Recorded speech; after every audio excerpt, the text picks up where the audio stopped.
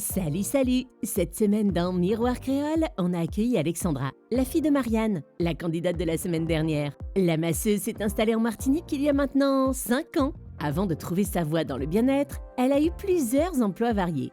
Suite à ses 34 ans, elle a souhaité se prioriser. En effet, toujours à l'écoute des autres, la jeune femme ne prend pas le temps de se bichonner. C'est Mélanie, la conseillère en images, qui pendant toute la semaine lui a permis de prendre conscience de l'importance de s'accorder du temps. Retrouvez Miroir Créole avec votre centre de beauté Ruskaya Estetica.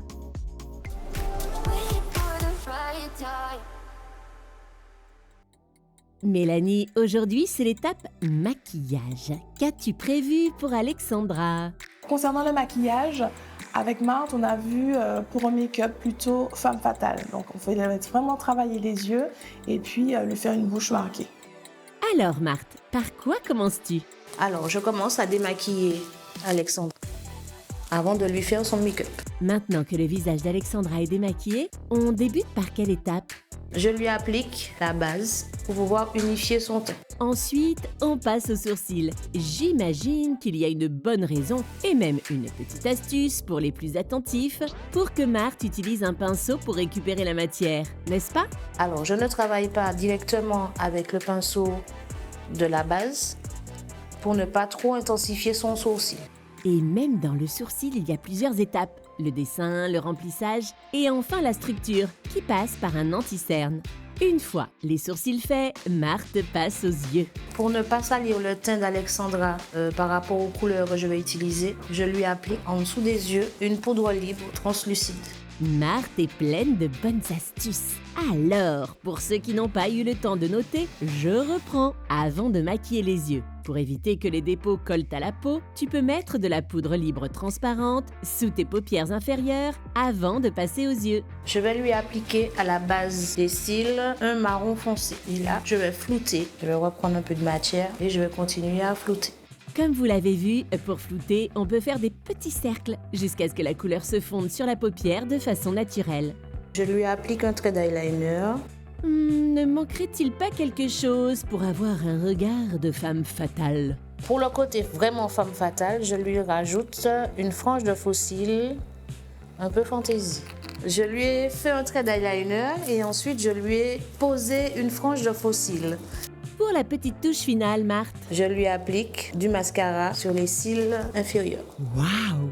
Un regard de braise, une bouche rouge comme une pomme d'amour. Marthe, tu t'es surpassée. Explique-nous tout. J'ai travaillé les lèvres d'Alexandra avec un dégradé de rouge, toujours pour rester dans son côté femme fatale. Maintenant, je vais travailler son teint. Pour le teint, par quoi commence-t-on? Donc, je camoufle ces petites rougeurs.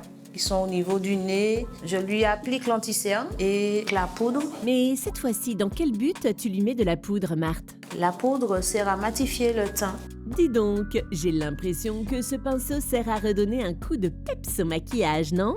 J'applique un peu de blush pour un effet bonne mine. Je lui applique un petit peu d'highlighter. C'est pour lui donner vraiment l'effet bonne mine escompté.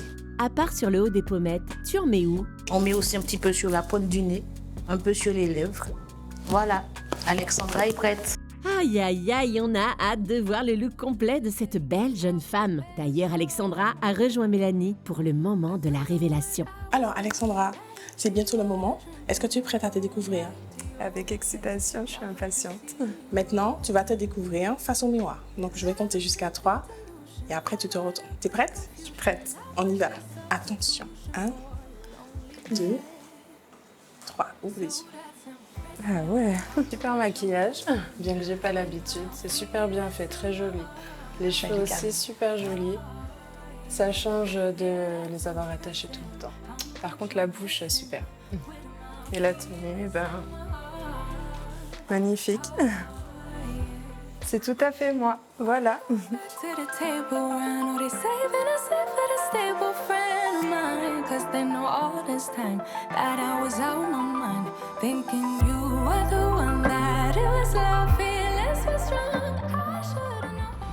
Pour le look d'Alexandra, je suis partie sur un total look black.